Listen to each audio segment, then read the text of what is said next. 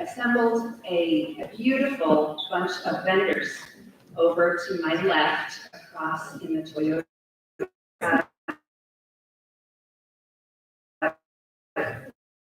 through the lobby.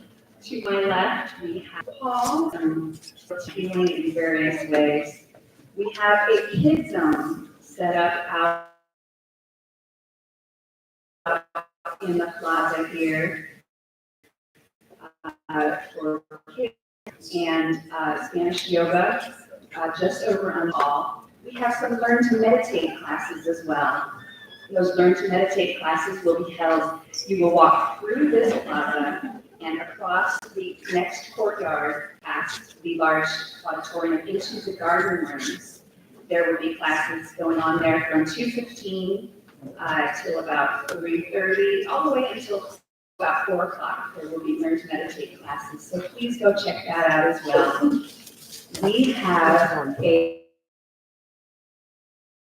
you would have walked past our lovely raffle sellers in the lobby here. Our raffle drawing will be held at 12:45 during the lunch hour. So please go get your tickets. We have some very beautiful prizes, very beautiful and spiritually uplifting prizes for several lucky winners.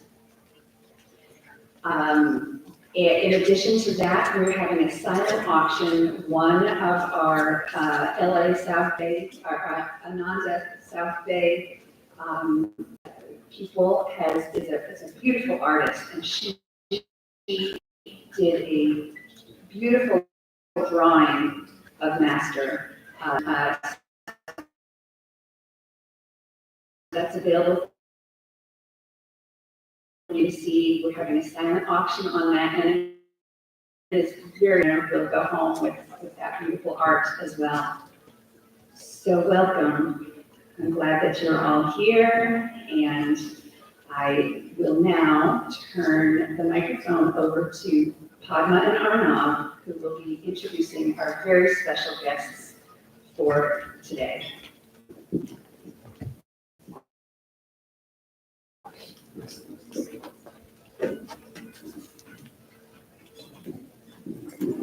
Good morning, friends. Welcome to Yogananda Fest. Beautiful and shining and bright and joyful day as we go through it.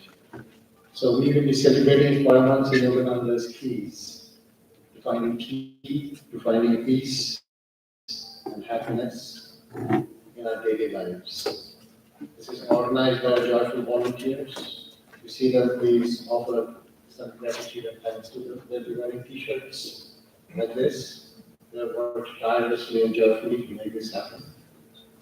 Ananda is a global spiritual movement dedicated to the teachings of Master Paramhansa Yogananda through meditation, through community living, divine friendship, uplifting music, and creativity. My wife, Padma, we have gathered the foot now to be shining and blessed channels of realized God in the daily lives, a tangible, living reality. We have the distinct honor and joy in Swami Jyotish and Swami Devi, spiritual directors of Master, and Swami Ananda, founder of Ananda, and have touched countless lives with their love, with their compassion, with their kindness, joy, humility, and blissful friendship. It is a blessing of many lifetimes to know them, to learn from them, and to be with them. They have been awarded the United Nations Global Ambassador Peace Award for carrying this message of Ananda all over the world. We, as foot soldiers, as devotees, aspire to be as selfless as they have been throughout their lives in their Guru, and carry their blessings with us in the inner sanctums of our heart to evolve our own peace, our own happiness all the time. Please join me in welcoming, please join us in welcoming Swami Jyotish and Nasa. And I'm not supposed to talk right now, but I just wanted to say welcome to everyone. And as now, we will just introduce briefly who is Paramhansa Yogananda. And their main keynote talk will be happening at 5 p.m. today. And we hope you can stay for that talk that we are all looking forward to. I know this is how basically lose track of time. I'm not supposed to talk after she was not supposed to talk. I will just say one final word. Let's deepen our friendship. Let's enjoy the day together and carry a peace and happiness to our line of gurus, through this ray of light from Master and Swamiji with us as we live for the rest of our lives. Thank you. With that, I would like to invite Master and Jyotish.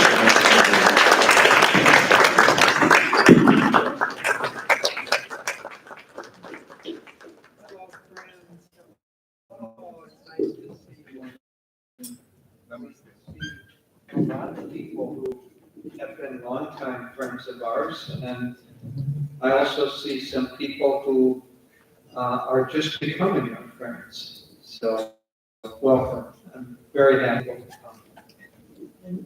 We remember, my brother's here. My sister, hello. Good, I like your dream. This is the 7th time we've done a Yogananda Fest here at this Torrance Center. And there were 2 years during the pandemic where we couldn't do it, but anyway, we picked it up again.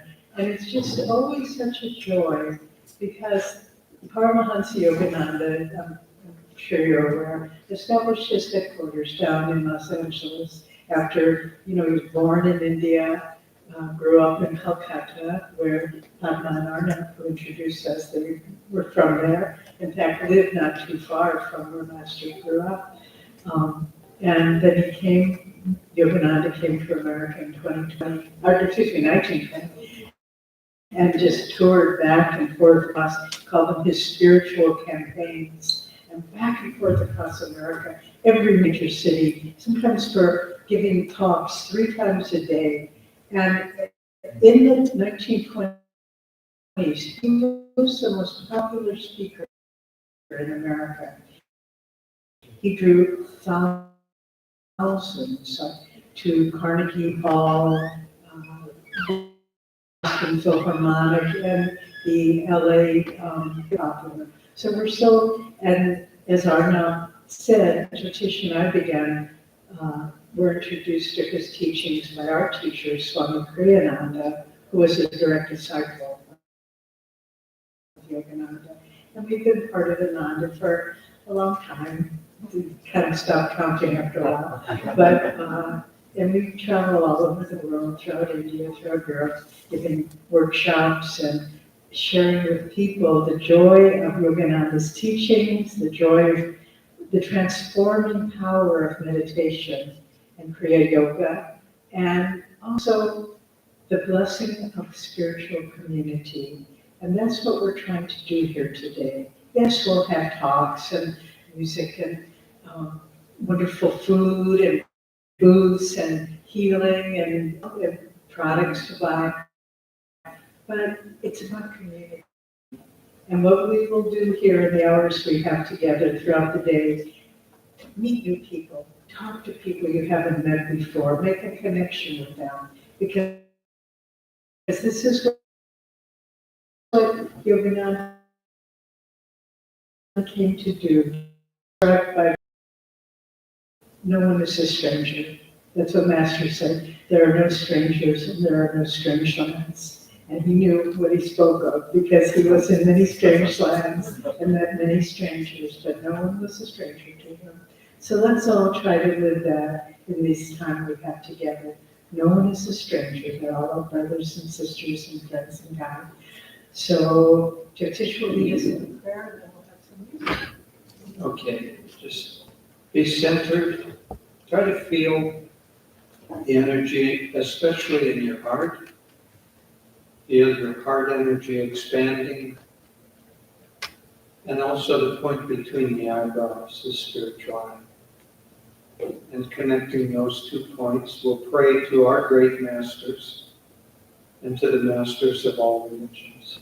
Please join me. Heavenly Father, Heavenly Father, Divine Mother, Divine Mother, friend, beloved God, friend, beloved God, great masters, great masters, Jesus Christ, Jesus Christ, Babaji Krishna, Babaji Krishna, Lahiri Mahashaya, Lahiri Mahashaya, Swami Shri Yukteswar, Swami Shri Yukteswar, beloved Master, beloved Paramhansa Yogananda, saints and masters of all religions, saints and masters of all religions, we ask for your guidance, we ask for your guidance, for your grace, for your grace, for your love and joy, for your love, and help us be channels and help us be channels to bring thy light to bring light to everyone we meet. to everyone we meet. All peace. Amen. Amen. Please be seated. And to a certain extent, we're all probably familiar a little bit with Yogananda, so I feel like we're kind of speaking to the choir. But instead of speaking to the choir, let's listen to the choir.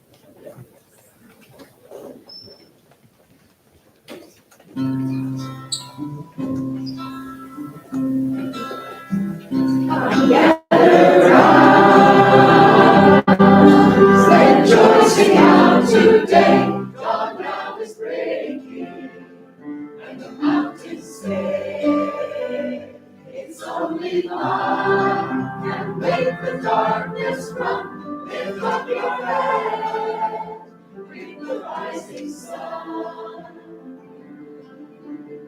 greet the rising sun. Some people think to harvest happiness by reading troubles, chasing every stress. But trouble is that troubles never end. Get rid of one, face its friend.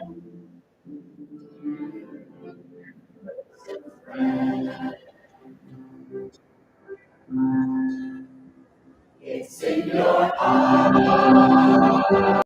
The songs of joy resound. You'll hear what echoes in the world around.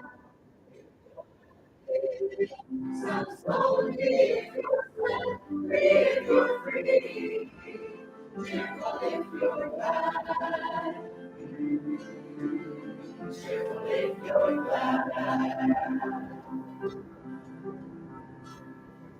Friends, come with me.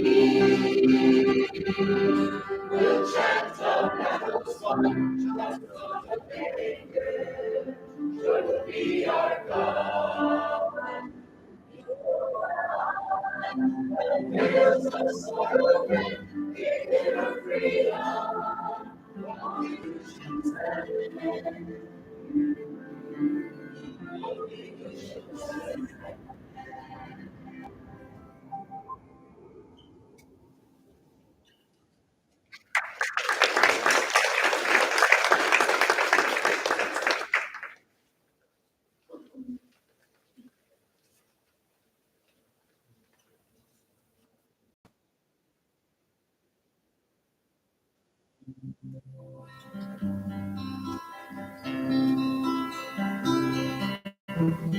Life is a dream, time like a stream, carries our burdens away. Despair, makes a repair, love can be a friend today. Free from sorrow, not grief, seek joy and be gay. Often on earth we so great word, worthy ambition. Sometimes comes a sound from my space to the sky. Love is a star to shine out in guide us and time like a stream carries our burdens away.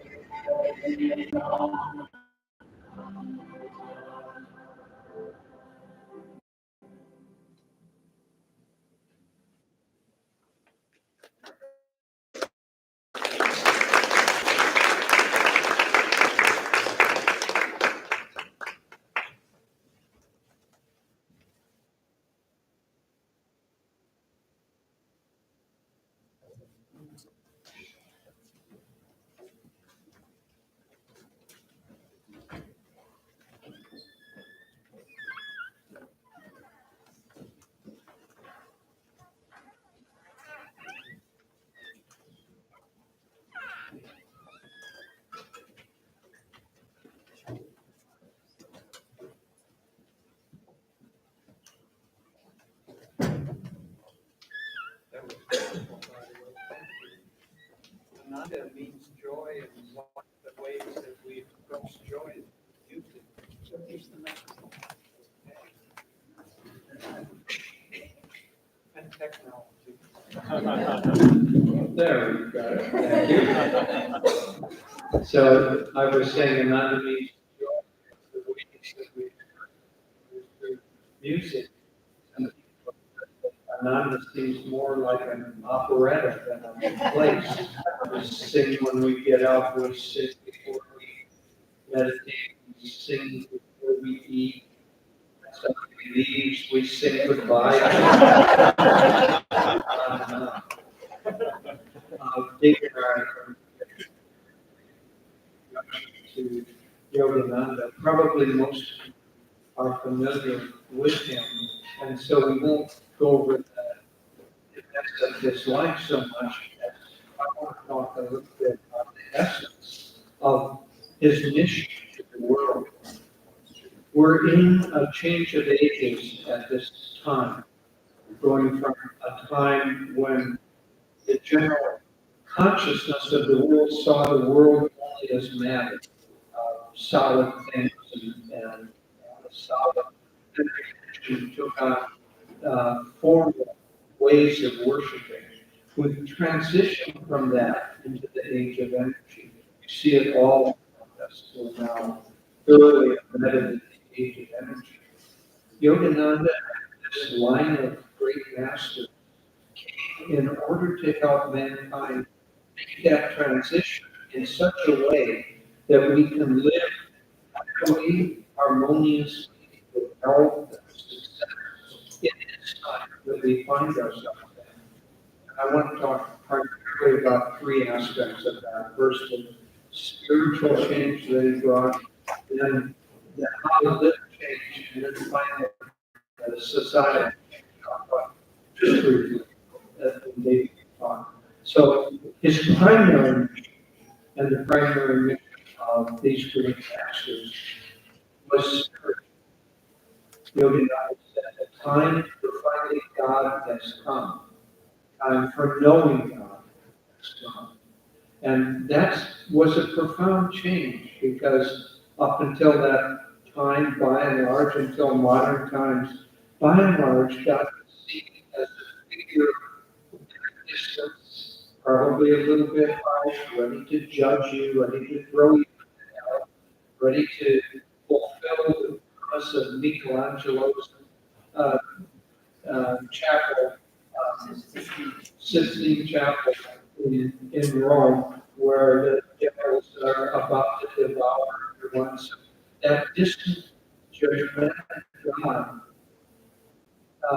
maybe works during a time when the world is so dark that it may be, but that age no longer applies. Now, nor does that image of God apply. A concept. God is loving. God is creative. God has dreamed this world into existence. And not only does He not want to throw us into some kind of everlasting hell, He wants to rescue us from the hell that we create for ourselves. And so that's what Yogananda came to bring to this country, this line of masters. So the time for knowing God is come. He came not with vague philosophy, but with actual techniques. His very first book he wrote was called The Science of Religion, because religion or spirituality does have a science to it. Science experiments with something, and when you find you have a theory, and then you experiment, and when you find your experiment works, you need to be able to share that so that others, if they go through the proper steps, can replicate the results of that experiment. Well, these great masters have put that on a spiritual level. They say that the real laboratory and the real altar is in our mind, in our own nervous system, in our own ways of behaving. And Yogananda, especially coming to the West and finally settling here in Los Angeles area, he brought a teaching that was both ancient and tested over thousands and thousands of years by thousands of great masters in different religions and different areas. He brought that science of religion, but he made it available and one might say modernized it in our times,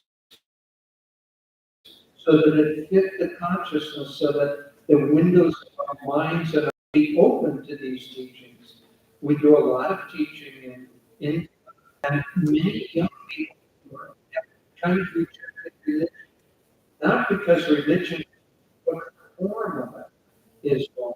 It just is normalized as worship outward. And when we come with yoga and meditation, and especially yoga, people are flowing to because they really work.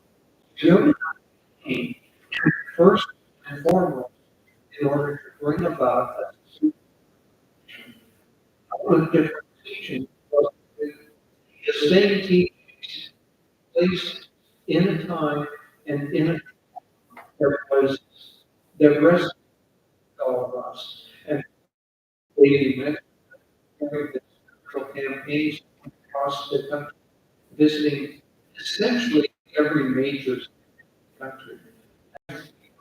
Through great across some 4 or 5 thousand, sometimes they would have to visit.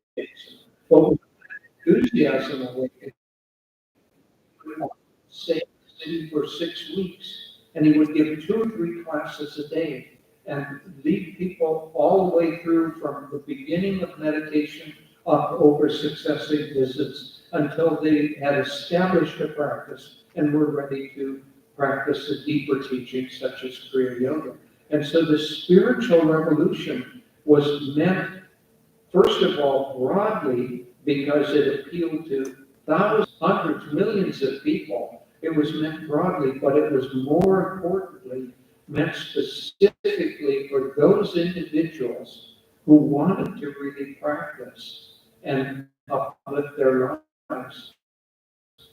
Yogananda said that the teachings of yoga are a little bit like going to a doctor. The doctor will give you maybe a prescription for how to cure your disease, in this case, ignorance. So there's a prescription for how to cure your disease. And he said it does no good if you take that prescription from the doctor back and you frame it and you hang it on the wall.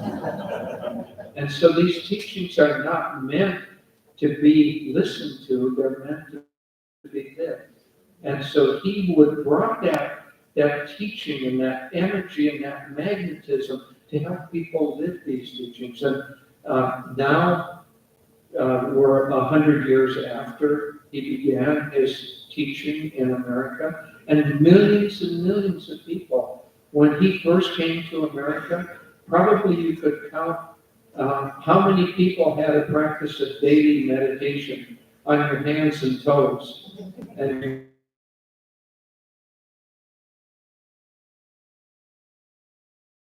meditation of some kind. So there's been a huge spiritual revolution with God. We also, in the Vedic teachings, God has created this world as a kind of a dream world. And so, is a dream real? Well, it's definitely wake up in the morning, to say, oh, we're living in very real. So Yogananda came to bring also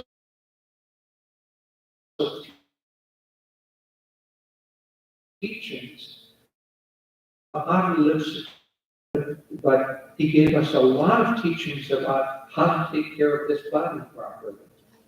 Then he gave us teachings. He said, yes, it's important to take care of the body, but it's much more important to have a strong mind and to have energy. And so he gave us teachings about how to have energy. In fact, he said this ancient science of yoga to all the body cells under the control for the mind to get a stronger and stronger consciousness. In fact, he said basically everything that you go through, every test, every problem, every challenge that you go through has one purpose. That's to make you stronger and to make you understand that the potential of your mind is infinite. And in the autobiography of a yogi, for instance, he gave us a lot of Bavarian nun in the Catholic Church and Uribala and Indian women. They didn't eat their entire adult life. They lived on energy that surrounds us. So yes, diet is important if you think diet is important. But if your mind is strong enough, if your consciousness is expanded enough, then you have higher laws that apply to you. So he came to bring that, and finally he came to give us, as I said, the techniques that allow us to understand ourselves as spiritual beings. And then finally, he also came in order to help with societal changes. This world, as we look around now, is extremely fractured. And he was trying to knit it together to show the unity of East and West, that the same people, the same desires, the same consciousness exists wherever you happen to be born, whatever language you speak, whatever kinds of foods you eat. We're all basically alike. Davey and I travel a lot, and we see that very, very palpably and truly. So he wanted to unite East and West. He wanted to unite science and religion that had been at war, East and West at war, religion and science at war. They still are to some extent, but it's growing less and less. So he was knitting this world together in a kind of a unity that we're at the very beginning stages of it. We see a lot of, right now, a lot of disharmony, a lot of difficulties. But if you look at a longer range, percentage-wise than it used to be 1,000 or some hundreds of years ago, Yogananda himself lived through the First World War, the Second World War, much like we've all experienced the Spanish flu. He came at a time of turbulence, and he wanted to bring peace. He wanted to bring the teachings that allowed people to live in harmony with each other, in friendship, and see their unity as opposed to their differences. All of these things he brought, and he planted these seeds, and we at Ananda and millions of other people are trying to tune into those great teachings and create models of how to live that are harmonious on all these levels: physical, energetic, mental, spiritual, and create a society that works on these principles. And Davey and I have lived in such a society for 50 years. There's never been an act of violence. There's never been, many of the problems that plague society just don't exist. But it takes some time for people to want to.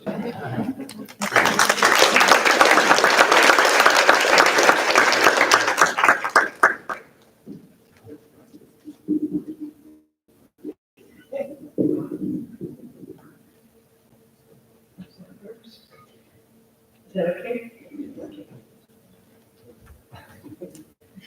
Uma, to the rescue.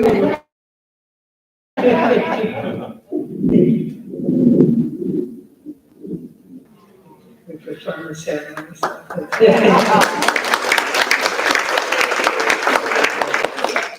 Okay, so that was a wonderful consultation.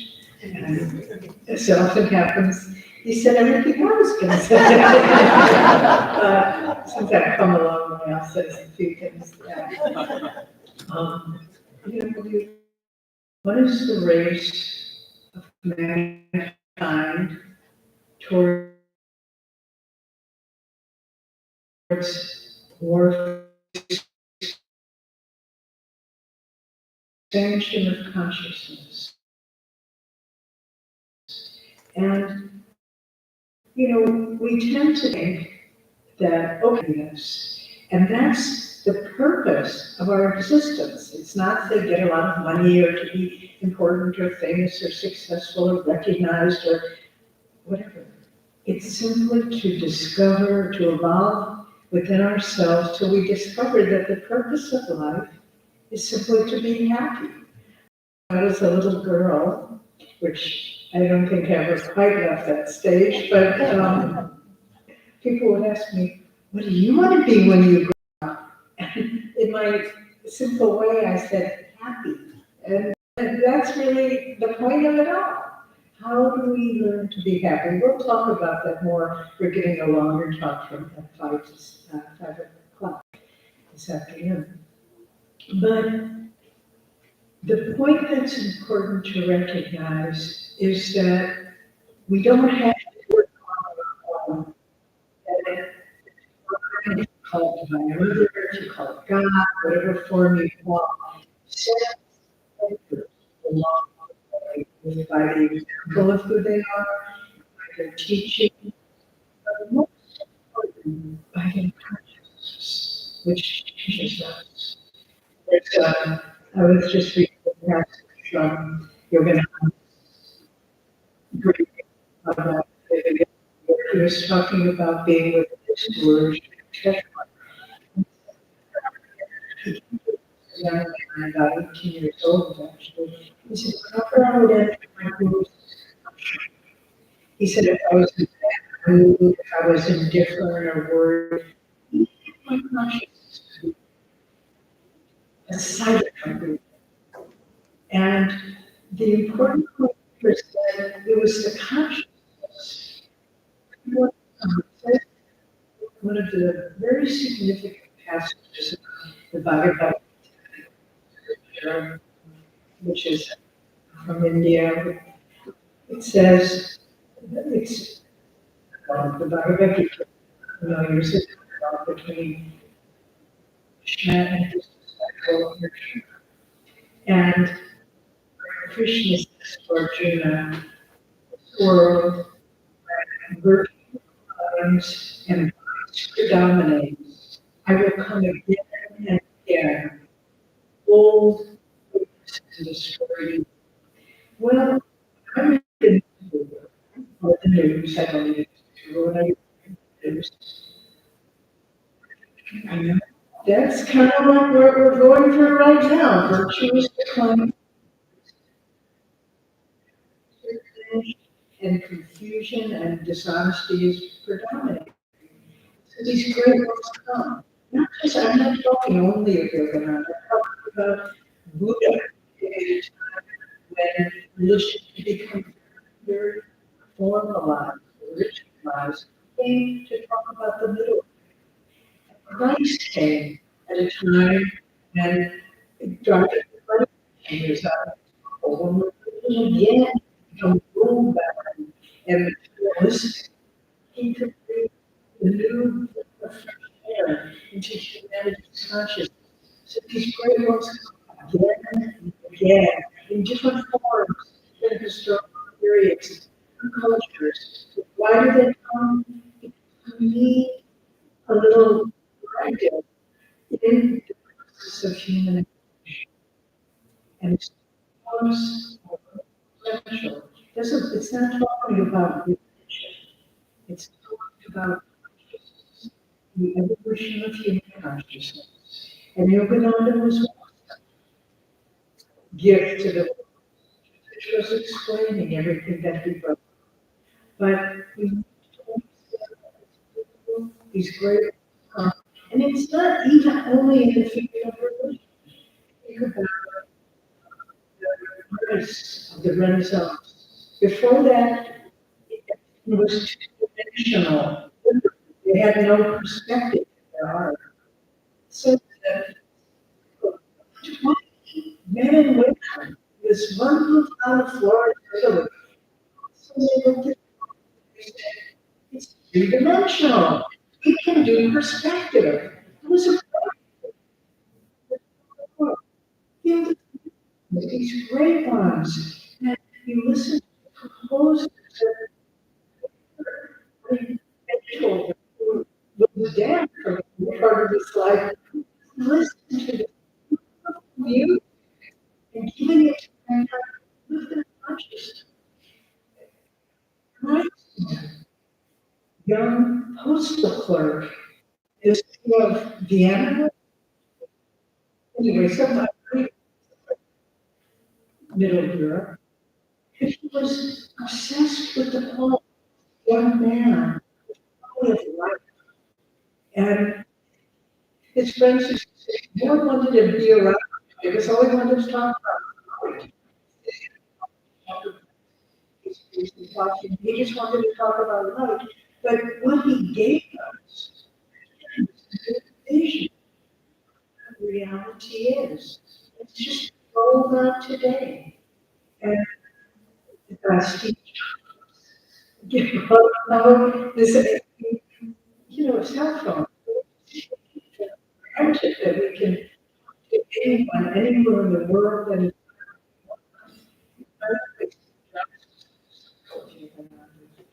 the book he had on his reader, so about every week.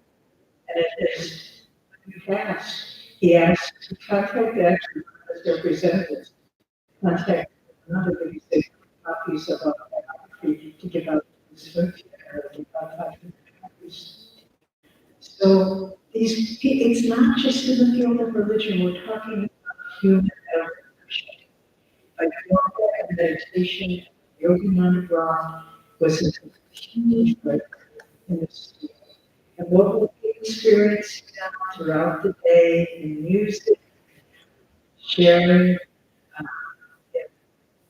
healing, in friendship, so many different ways, is looking at the potential for development of human consciousness. This is why we have incarnated. And this is, uh, there's a wonderful quote from a Christian saint that said, "Lord, thou hast made us so that and our hearts are rested until they find their rest in thee." So it is. Our hearts are restless until we find the peace of God ourselves. So with that, we'll close and we will be sharing. We will be around and we'll have a longer talk at uh, Yoga Keys for Peace and Happiness. God bless you.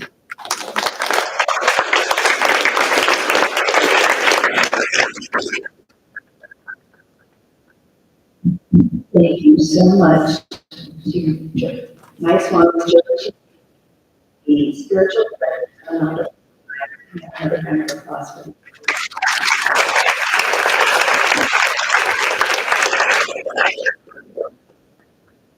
This has been a lovely rule and intention orienting us to the spiritual day today is the energy that we're bringing to Yogananda Fest 2024.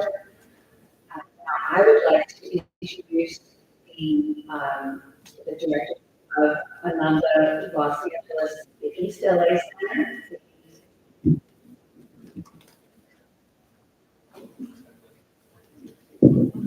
Go with the one that I know.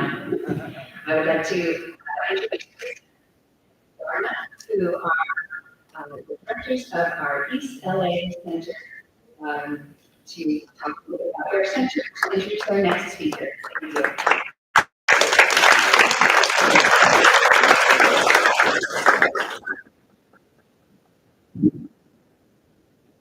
Hello, I'm Rita. Nice to see everyone. Joanna, my partner back there, is moving along still. I'll just say our center is located on March. It's sort of in the commercial side. I happen to grow up there. Incidentally, came on the path maybe 2018, and just it's a joy to be served in my community in a very expansive way. So one of the gifts, one of the treasures of course is to have Spanish class. Hello. Yes, Spanish program after this, starting at 11. So if you're a Spanish speaker, the family that are Spanish speakers, hello. We offer weekly guided sadhanas at our center, yoga courses on the path. So we look forward to meeting you.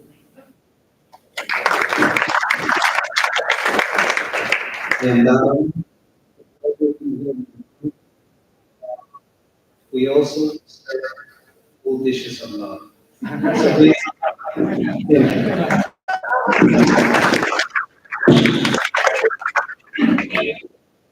Next. And Eric will be speaking about how to take charge of your life.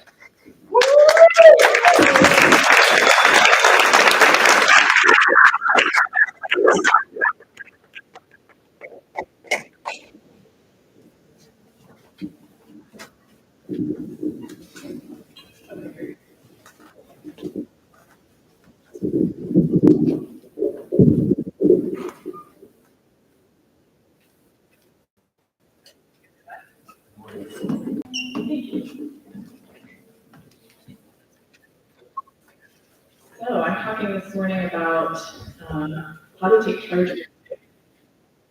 And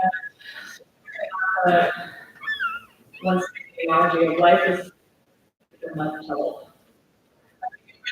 The world today maybe too hard to. But even if things are going well in your life, I think we've all had maybe a moment where maybe things aren't going as well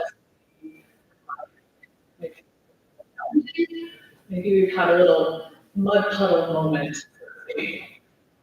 And there's lots of things that we can change, things that we can improve in ourselves, in our lives, changes that we can make. But a lot of times, the things that we're doing is just we try to clean up the mud puddle. And what we really want to do to really take charge of our lives is to try and get out of the mud puddle together. That's a whole other topic. And when you think about what can we really take charge of as it's our consciousness. That's what we can really take charge of, that we can really work with in order to get out of the mud puddle, so to speak. And we can think of consciousness as, existing on a spectrum from subconsciousness to super consciousness. Our subconscious is, that level of habit, all of our the repository of all of our experiences. It informs a lot of what we say and do on a day-to-day. And then we have on the other end of the spectrum the super conscious, which is the level of intuition, that level of expansive awareness, that part of ourselves that sees everything as part of a greater whole. It's like unity awareness, able to get us out of that mud puddle. We really can't do it from the subconscious. We really can't do it from the conscious level either, that level of the rational mind. And so Yogananda once talked about consciousness, that level in the middle, is sort of the battlefield for these two sides, these two levels of consciousness, the subconscious and super conscious. This is where we fight the battle, unconscious level. And we're trying to fight against the subconscious, but more importantly, fight for super conscious in ourselves, in our day-to-day life, and move to that higher level of awareness. So what do we need to fight that battle? Energy. We need energy. Anything you're going to try and do, any worthwhile effort, you need to put out energy. You gotta put out energy. The cup is start there. In order to put out energy, you have to use a will. That the greater the will, the greater the flow of energy. So I'm going to invite all of us to put your right arm and put it out in front of you. Imagine that you're holding a 5-pound weight. And that this weight is increasing to 25 pounds. What do you do? You use your will. You use your will to send energy. And that's what the visualization exercises that are, and that's what they will us to develop. Develop the ability to use our willpower energy. We have awareness of that divine energy. Because, we're not limited. It's only our willpower. The energy isn't limited. There's energy. There's enough energy in a gram of flesh to power the Chicago for a week with electricity. Think about that for a moment. Next time you're feeling tired. Today's going to be a long day, so maybe you can tune into that.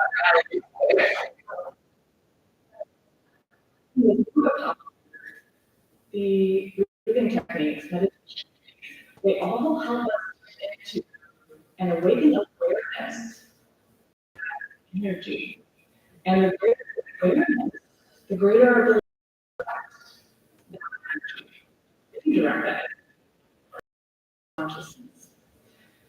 So Swami Kriyananda also created a series of exercises that are not by any means a replacement for energization, but they're another great tool for working with energy. They're called the superconscious. And they're a series of the energy paired with affirmations, which help to redirect the energy. So I invite all of us to stand and do these exercises together. Okay, so we're going to start by marching in place, and I am awake and ready. I am awake and ready. I am awake and ready. I am awake and ready. Next one, we're gonna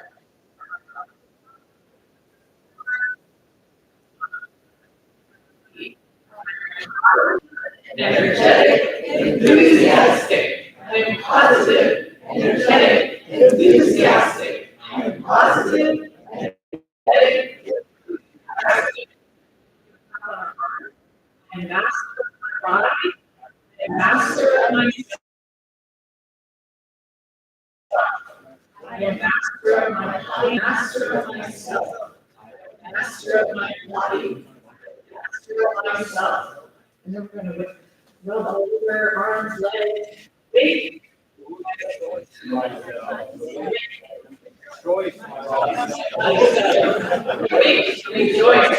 body. Rejoice my body cells. And then we're going to tap on the nose. Be glad, my brain. Be wise and strong. And then we're going to massage, awake my sleeping children. Awake. My sleeping children, awake. My sleeping children, awake.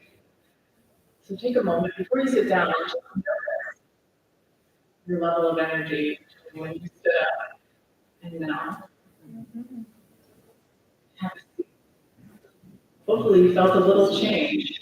And that's the thing. We can work with these techniques to help us work with that energy. Be able to take whatever's in front of us, be able to take.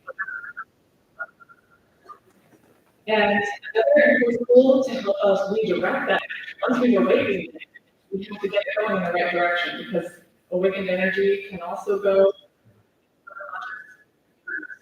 So we want it to go super conscious.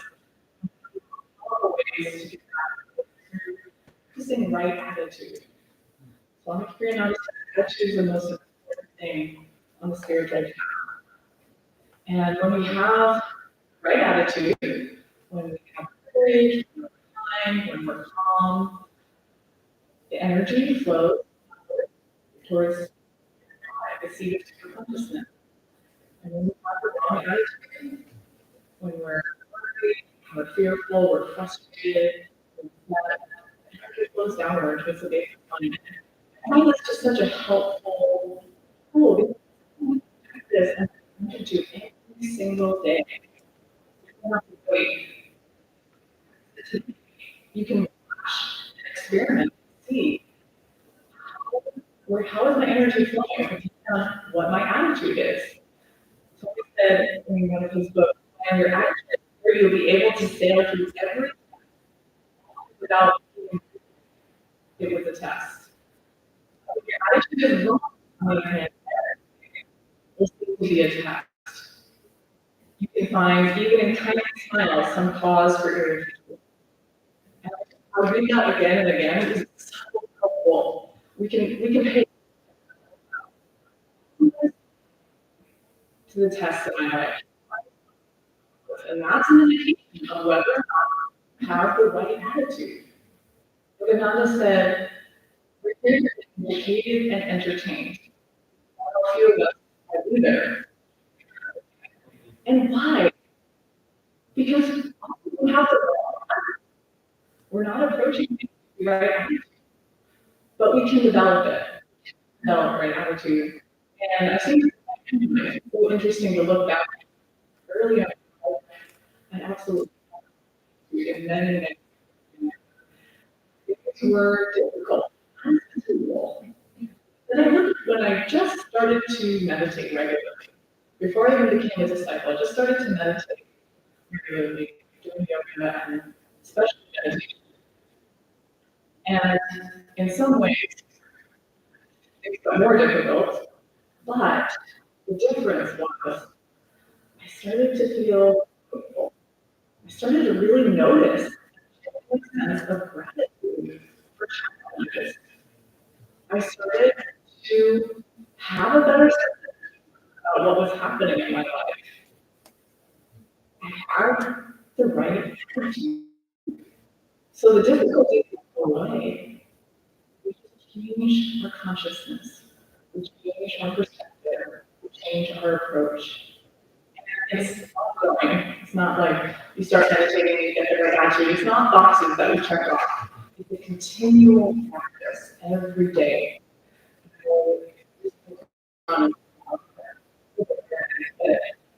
Taking on a new job gives you a perspective on yourself a lot of times. And I continue to see the opportunity to develop the right attitude.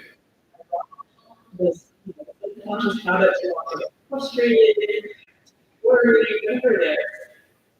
But then I also, because I've been practicing meditation over the years, my has increased, and I'm able to see, oh, I also have the choice, the opportunity to have a different attitude, a different approach, to practice having faith, to practice even mindfulness. We can develop these qualities. We need to have energy, we need to learn to direct that energy upward.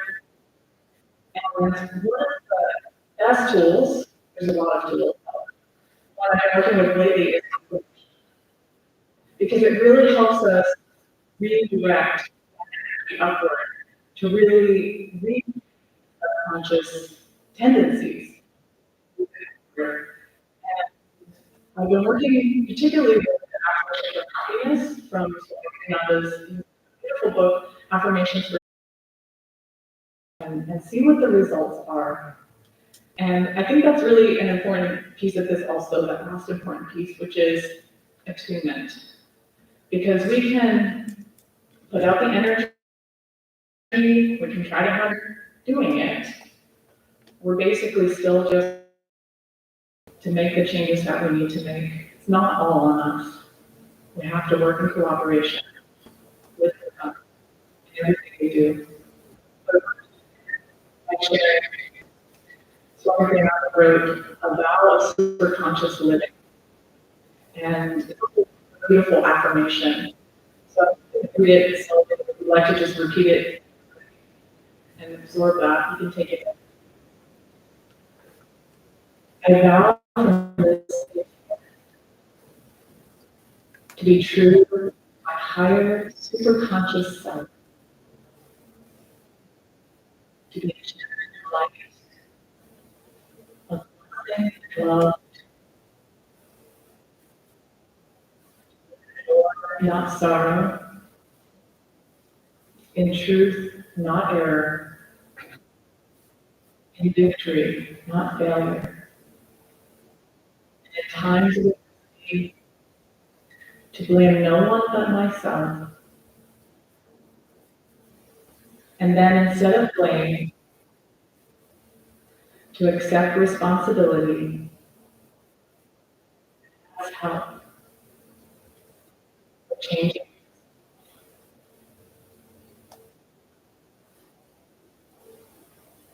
So let's all these teachings and practice right away. Put out energy, practice having the right and 100 times. Keep calling on the grace of God who is here to help you.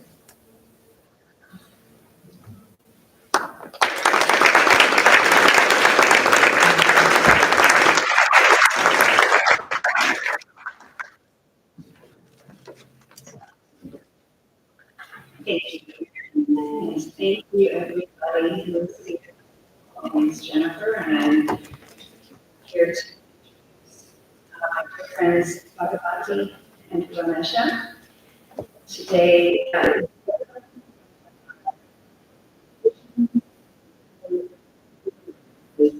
very, both classically trained, although I found out that there's some not so classically trained parts in their previous lives as well.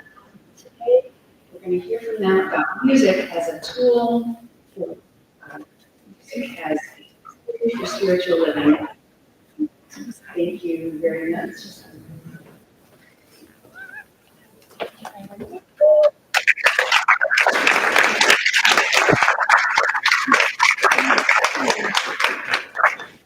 Hi, everyone.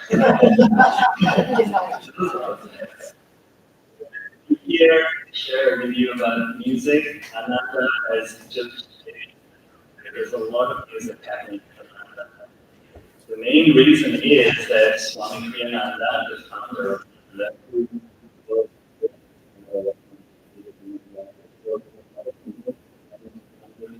music, and of music that is, I think, revolutionary in the sense that when we think of music, we usually think of entertainment. This is the world of music and entertainment. So I think you know what I'm talking about.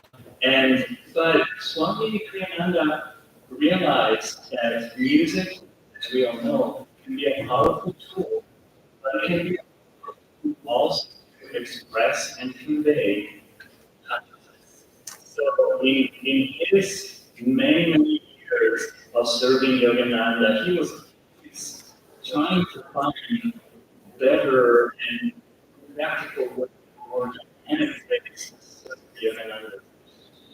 One of them was music, and he realized he could write music that actually uplifts people's vibration. You listen to his music, and it almost doesn't matter whether you like it or not. Really, it doesn't matter.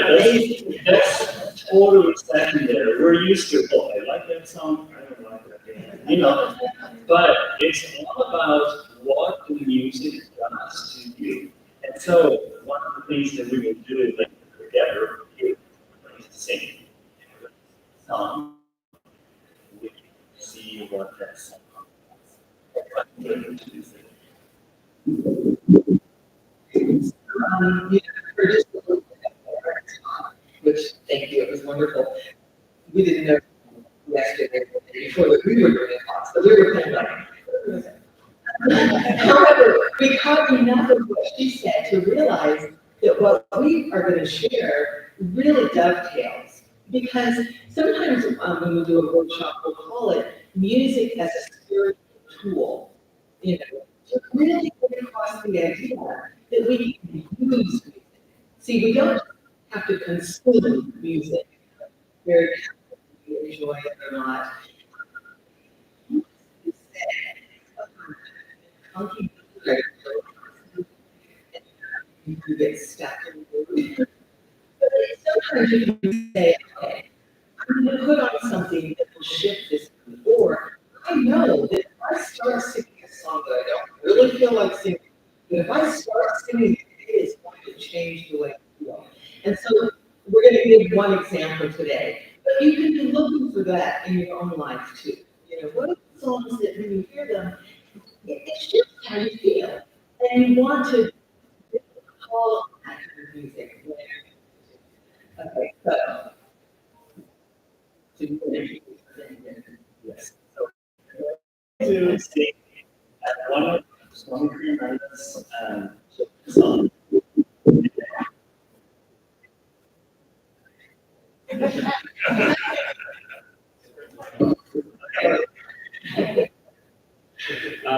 the reason why we're looking at children's song is because it has very simple lyrics, so you can learn it very quickly. And also because children's songs lately a kind of simple song, really powerful messages. And so the first one is called "Lightly I Fly."